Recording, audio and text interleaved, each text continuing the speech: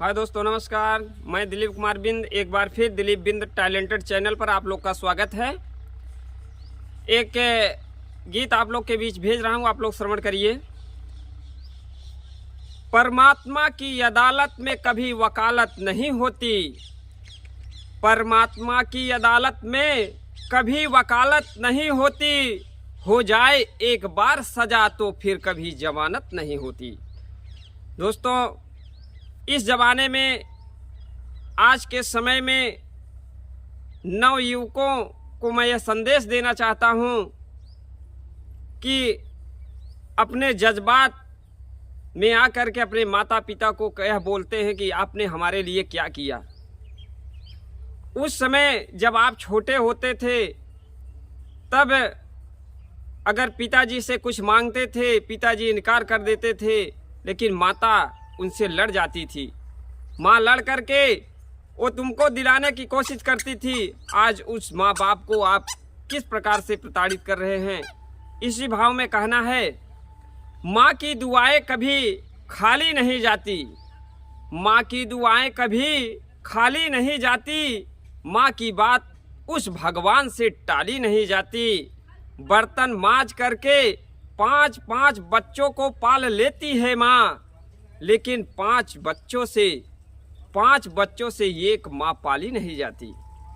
इसी भाव में कहना है, अरे 4 गो के पोस दिहली,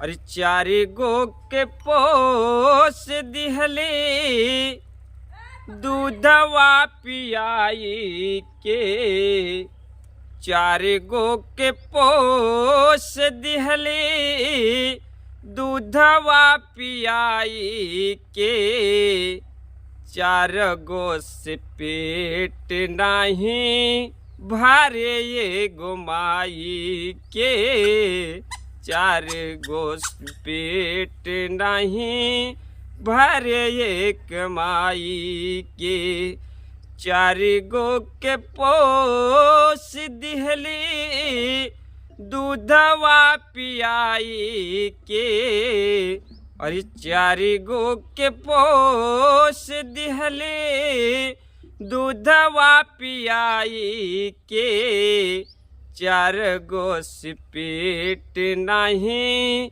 भरे ये गुमाई के, 4 गो के पेट नहीं भरे ये गुमाई के। और अंतरे में कहना है, जवन माई पूछल काहे सुखल बाटे ओठ रे, उहई माई देता लोगवा दिलवा पे चोट रे, उहई माई देता लोगवा दिलवा पे चोट रे। जवन माई पूछल काहे सुखल बारे ओठ रे, उहई माई देत लोगवे दिलवा पे चोट रे, उहई माई देत लोगवे दिलवा पे चोट रे। भिजले सुतेली अपने सुखला सुताई के, गौर कीजिएगा।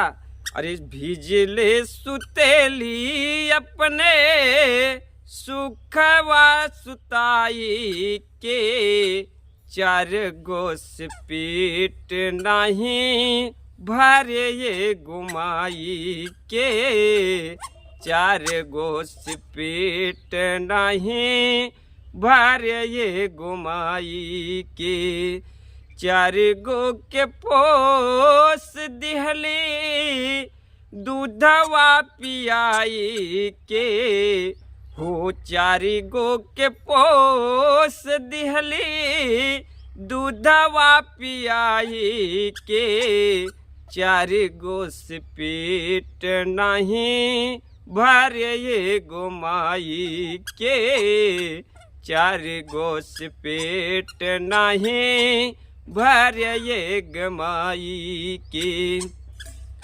अचरा ओढ़ाई के दूधवा पियवली याद कर बाबू तोहके गोद में खिलवली अचरा ओढ़ाई के दूधवा पियवली याद कर बाबू तोहके गोद में खिलवली दिलीप कहेला हो दिलीप कहेला भजन के गाई के चार गोस पेट नहीं भर ये गुमाई के चार गोस पेट नहीं भर ये गुमाई के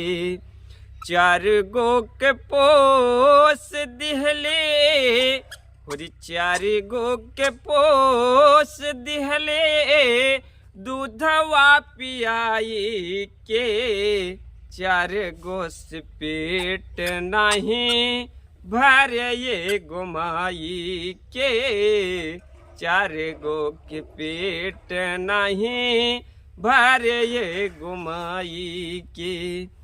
और दोस्तों अगर यह वीडियो आप लोग को अच्छा लगे तो लाइक सब्सक्राइब कमेंट जरूर करिएगा। ऐसे प्रेम दुलार बनाए रखिए। जय श्री राम।